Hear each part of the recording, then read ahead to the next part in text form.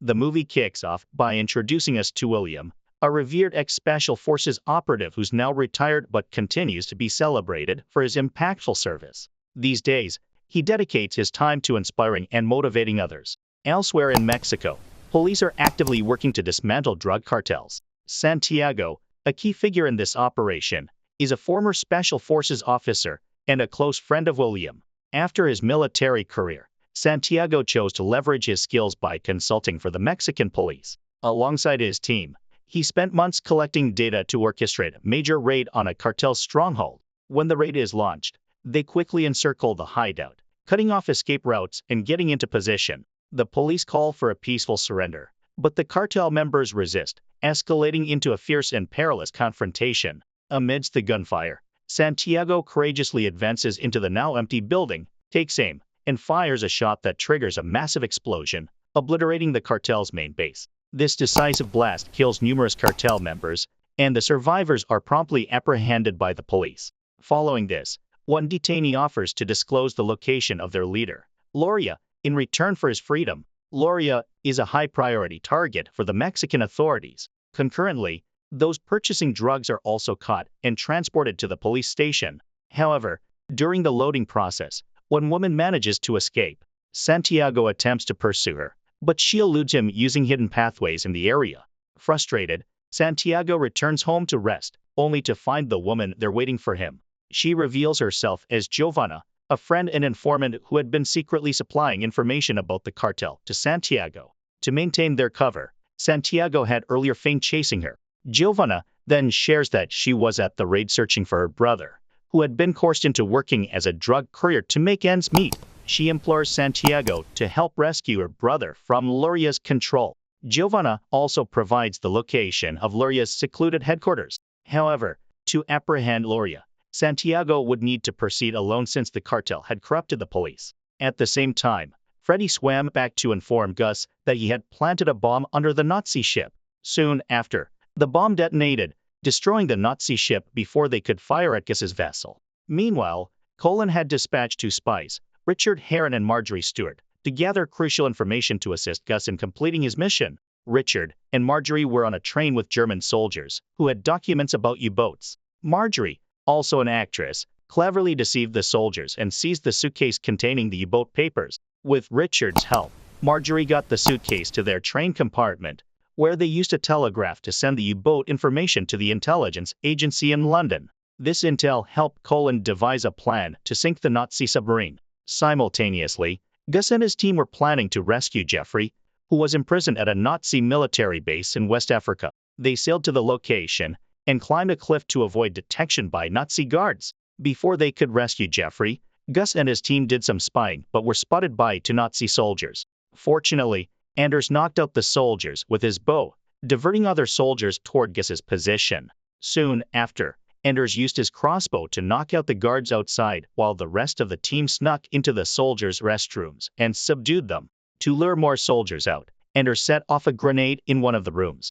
This was perfect timing because Freddy had just taken control of a Nazi long-range shooting machine and quickly took down the soldiers, who came to investigate the explosion. Meanwhile, Gus and Henry handled the remaining soldiers at the base, and Anders went to find Jeffrey. Working together, they rescued Jeffrey, who had been tortured by the Nazi soldiers. To cover their tracks, Gus decided to blow up the Nazi base before more troops could arrive. Once they returned to their ship, Gus briefed Jeffrey on their mission and asked for his help in planning their trip to Fernando Po Island. Jeffrey, eager to be part of such an important mission, explained that they needed to avoid sea areas controlled by the German and British militaries. Unfortunately, this meant taking a longer route that would take 15 days to reach Fernando Po, compared to the shorter route through controlled waters. Since their mission needed to stay secret, they had no choice but to take the longer, safer path to avoid detection. Meanwhile, Richard and Marjorie had reached Fernando Po Island to gather information about ships supplying fuel for Nazi submarines.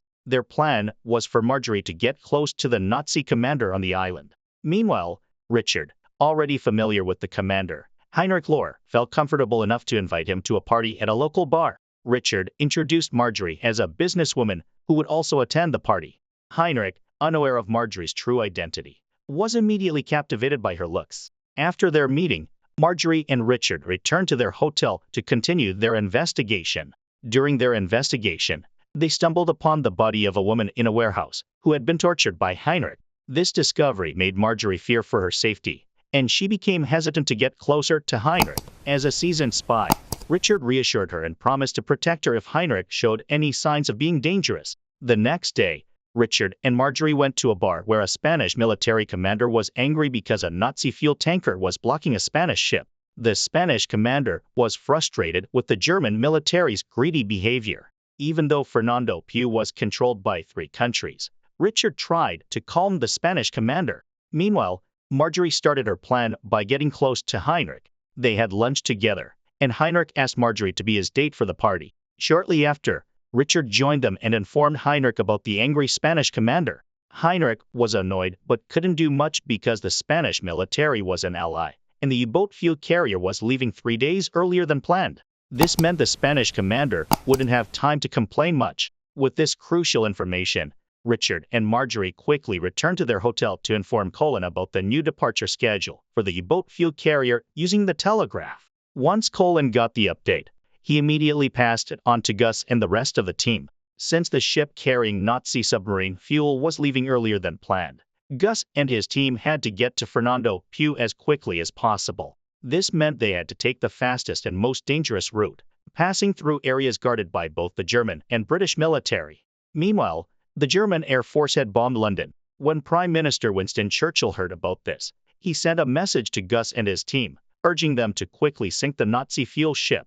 By doing this, Britain could fight back against the German attacks at sea.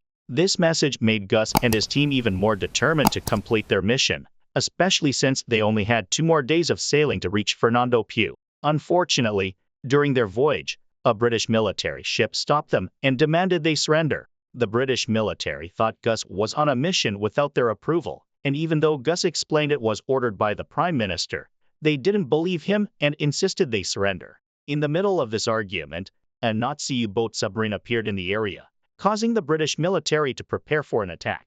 At that moment, Gus and his team used this distraction to make their escape. Meanwhile, on Fernando Pugh Island, Richard and Marjorie continued their mission by meeting Cavill, a war veteran and weapons dealer who was a good friend of Richard's. Richard wanted to convince Cavill to help them fight the German military, especially since Cavill hated the Nazis. At first, Cavill wasn't sure he could take on the powerful German forces. Hearing this, Marjorie pointed out that the British military was also very skilled, and even she, who wasn't a soldier, was good with weapons. Marjorie then demonstrated her shooting skills, which impressed Cavill. Finally, he agreed to help them. After this success, Richard and Marjorie contacted Gus to let him know that Cavill would be helping them. The next day, Gus and his team arrived near Fernando Pugh Island, where they secretly met Richard and Cavill, who had come by boat. There, Jeffrey explained their plan and asked Richard to cut off the electricity in the Nazi barracks so the power would go out at the German military headquarters. Richard also planned to invite all the Nazi soldiers to a party to distract them, making it easier for Gus and his team to complete their mission. After understanding the plan, they began preparing all the weapons provided by Cavill. Next, Richard went to the Nazi military's electrical control room to place a bomb. Unfortunately, some Nazi soldiers walked in and caught him, so Richard had to fight them off.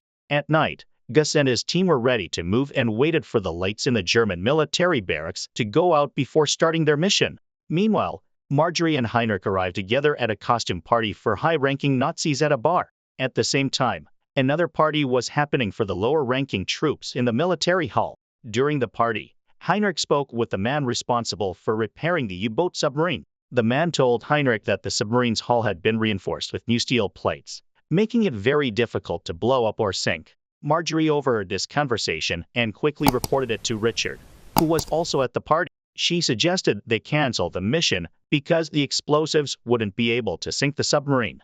However, Richard insisted they couldn't cancel the mission. Meanwhile, British Navy officials visited Cullen and requested the intelligence agency cancel the mission and ordered Gus to return to England immediately. Cullen didn't seem to care because the mission was a direct order from the Prime Minister. After the Navy officials left, Cullen reported to Winston about their plans being discovered by the British military. Winston still insisted on continuing the mission and said he would take responsibility if Gus failed. Gus was frustrated because they had to change their plans after learning they couldn't blow up the U-boat submarine. Jeffrey suggested they steal the ship carrying fuel for the U-boat instead, believing that sticking to the original plan would likely lead to failure. With no other options, Gus and the others agreed with Jeffrey's idea and quickly set it into action. Anders used his crossbow to take out the Nazi soldiers in the watchtower, allowing his team to climb onto the ground and start shooting at the guards. Freddy planted explosives in several spots, while Jeffrey and Campbell's men sneaked onto the Nazi ships in the harbor to eliminate the enemy soldiers. They then locked the doors to the military hall where the soldiers are partying. With Campbell's help, Gus and the others managed to defeat the enemy troops. During the chaos outside the bar, the top Nazis were still enjoying their costume party inside because they didn't hear the commotion. Marjorie even sang to entertain the guests, making Heinrich more fascinated with her. Fortunately, Marjorie accidentally said something that revealed she wasn't German, as she claimed. Realizing he had been tricked, Heinrich planned to kill Marjorie by taking her to a room. Meanwhile, Gus was completing the mission and sent a signal to his team to gather because the bomb on the Nazi submarine was about to explode. He also asked Richard to pick up Marjorie from the party. Suddenly, they heard an explosion from the electrical control room, even though the bomb shouldn't have gone off yet. This alerted the enemy to the attack, causing Heinrich to delay his plan to interrogate Marjorie and instead order his men to counterattack. At that time, Gus, not wanting to waste time, led his team to seize the U-boat fuel carrier, even though they were under enemy fire. Fortunately, he managed to get the ship away from the Nazi military port. Shortly after, the Nazi troops discovered this and immediately gave chase, while Freddy tried to help Henry, who was injured by enemy fire. Meanwhile, Heinrich asked his allies what was going on, but they blamed the Nazis for failing to protect the island. Enraged, Heinrich took his gun and shot 2 of his allies. His anger intensified when he saw a Nazi speedboat blown up by Gus and his team. At that moment, Heinrich's men arrived with Marjorie, accusing her of being a spy. Just as Heinrich was about to punish her, Marjorie secretly pulled out her gun and shot him dead.